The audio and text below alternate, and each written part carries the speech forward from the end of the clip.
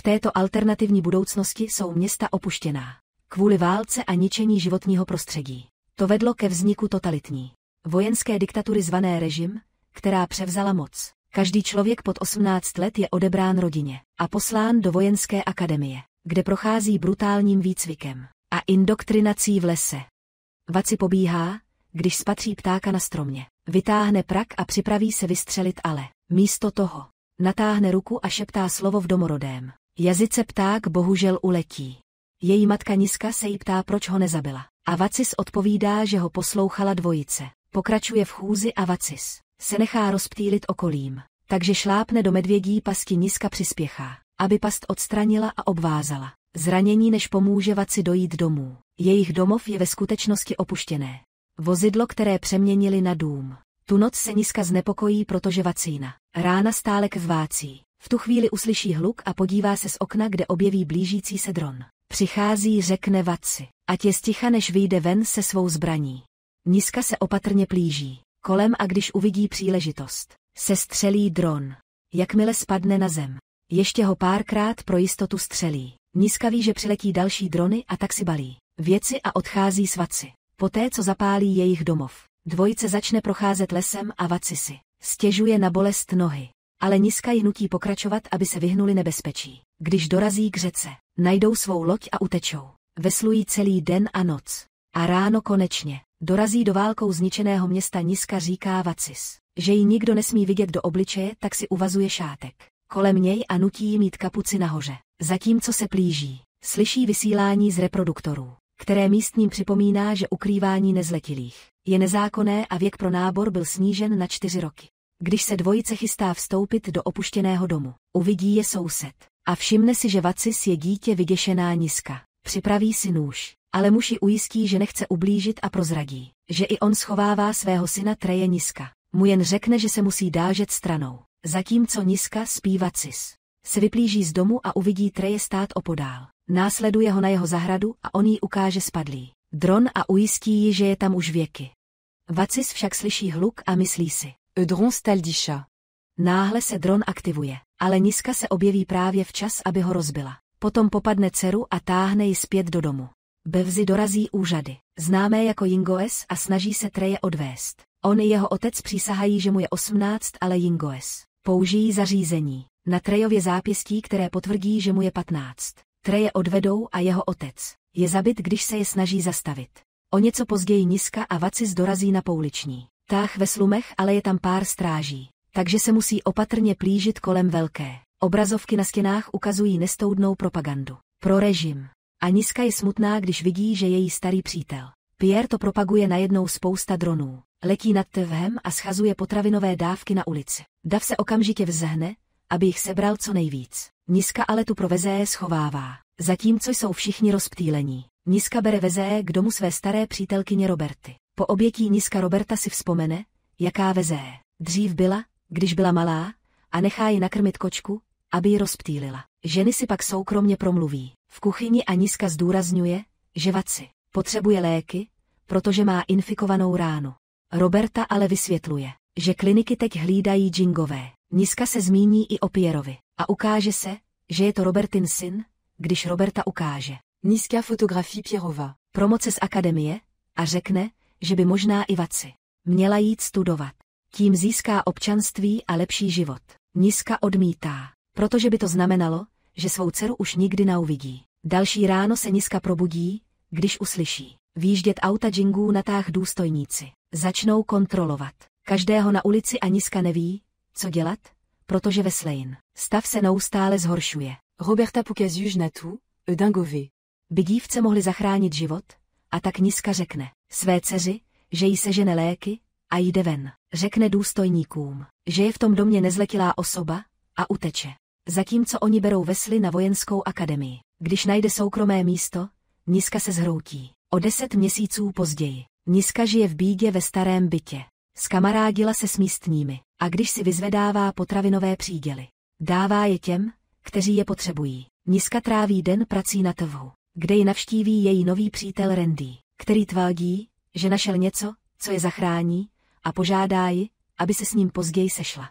Po práci Niska navštíví plot před akademií, kde lidé postavili památník. Pro unesené děti Niska pláče žalem a přidá Wesleynu oblíbenou hračku.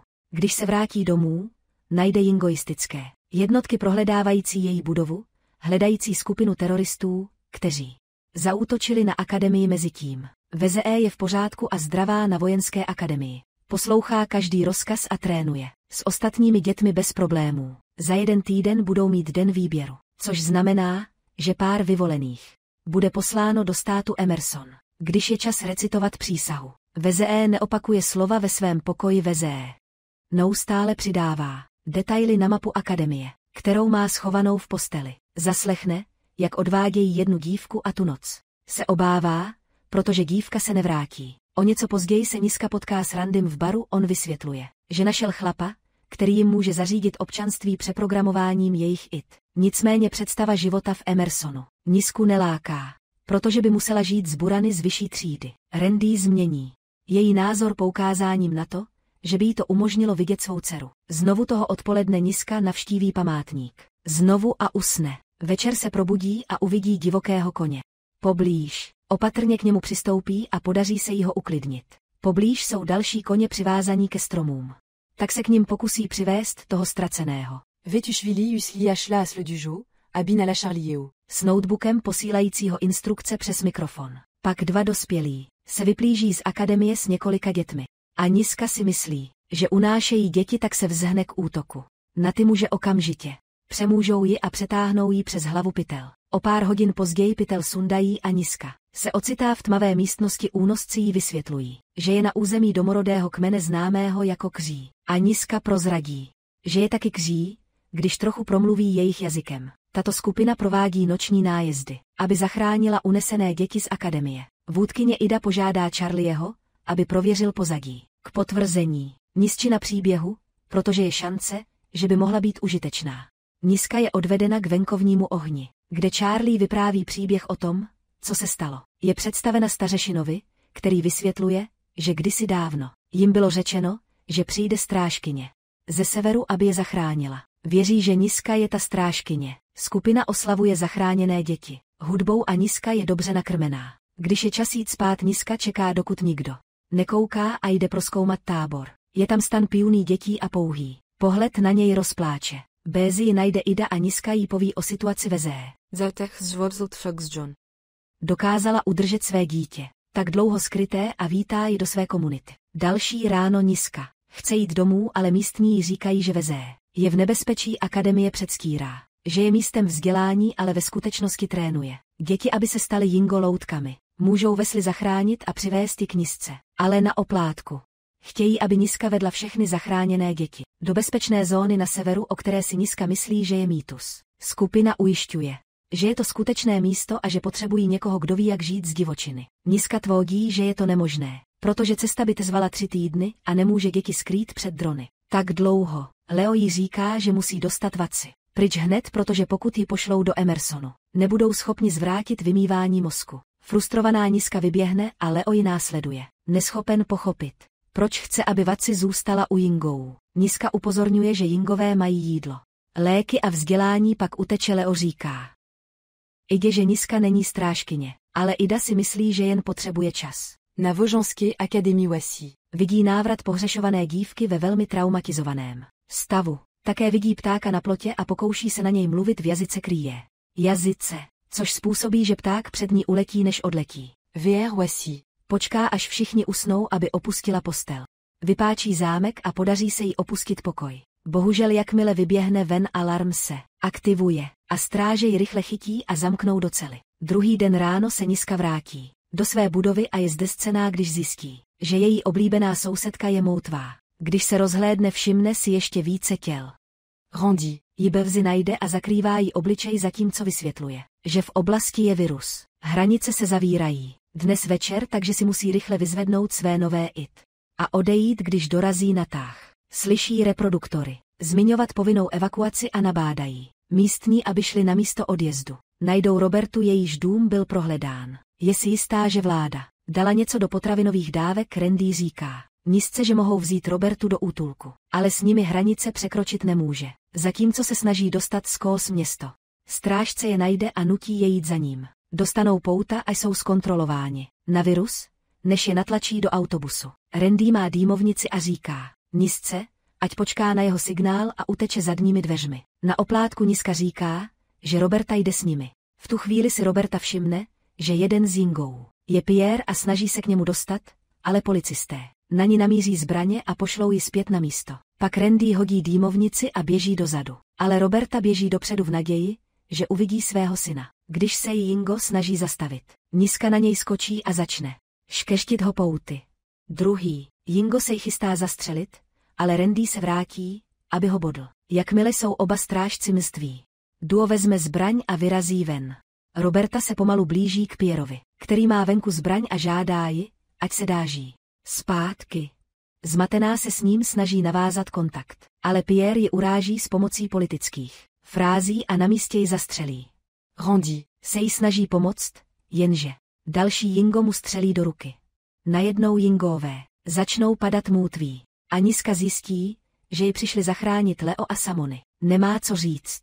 Řeknou pár tradičních slov, aby se rozloučili s Robertou. Zatímco Niska si uvědomí, že Leo měl ohledně vymývání mozků pravdu, tak souhlasí, že pomůže. Obváže Randyho a omlouvá se, že ho nechala samotného, než odejde se svými lidmi. Během jízdy autem si Niska všimne, že projedou kontrolními body bez problémů. Leo prozradí, že má heslo, protože jeho otec je energetický diplomat. Také věděl o viru a vysvětluje, že to udělal Emerson, že Yingové se chystají rozpoutat válku a plánují použít děti jako armádu. Potom nějaká oni jí vypráví příběh starší, která se modlila 4 dny a 4 noci. Měla vizi obrovských komárů, kteří se rojili směrem k nim a cizince ze severu, který je zachrání. Mezitím Vaciovou vyvedou z cely a pošlou ji do pokoje. Instruktorka uráží její původ a její lid, přičemž jí říká Elizabeth. Namísto jejího skutečného jména Wesley se snaží vše popřít, takže instruktorka jí ukáže 10 měsíců staré video, kde Niska říká Jingoum, kde ji najít, což ji následně zlomí savce. Wesley je odvedena na výcvik se zbraněmi a překoná akademický rekord ve skládání zbraně. Jiná dívka říká, že podváděla a nazve ji divoškou. Takže rozuřená Wesley na ní skočí a začne jí bít. Instruktorka je potěšena a čeká několik minut, než ji zastaví, pak se ta dáma ptá, jestli by někdo chtěl vyzvat Wesley. Ale nikdo se nehlásí, zeptá se Wesley, jestli je připravena bojovat za svou zemi. A když dívka odpoví ano, instruktorka oznámí, že Wesley bude zítra poprvé poslána do Emersonu. Wesley s ostatními odříká slib.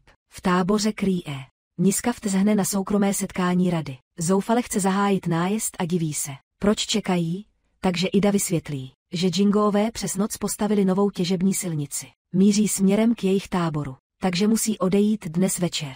Niska říká, že jim nepomůže, pokud nezachrání. Nejdřív Wesley a skupina je obezřetná, jeden ze starších pronese řeč o dalžení. Pospolu a rada souhlasí, že dostanou Wesley. Před noční evakuací Charlie navádí Nisku a Lea přes sluchátko, aby se mohli dostat do akademie pomocí kanalizace. Když dorazí ke strážní stanici čekají, dokud muž neodejde a Leo použije počítač, aby se Charlie mohl nabourat do systému. Najde místnost s dívkami a dává jim pokyny, zatímco na dálku odemyká všechny dveře.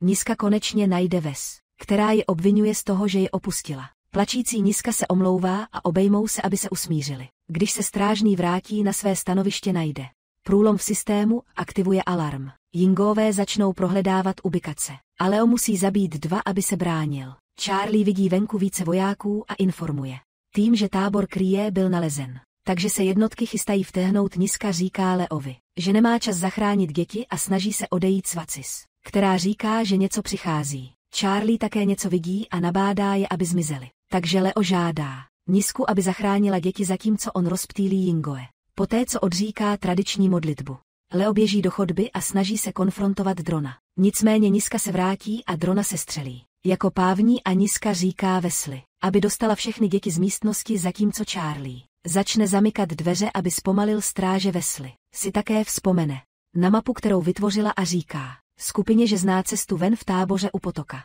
Všichni si balí věci, když vidí vojáky. Jak se blíží, Idé nařídí některým, aby vedli lidi jejím jménem, zatímco ona čeká na děti a přednese povzbudivý projev.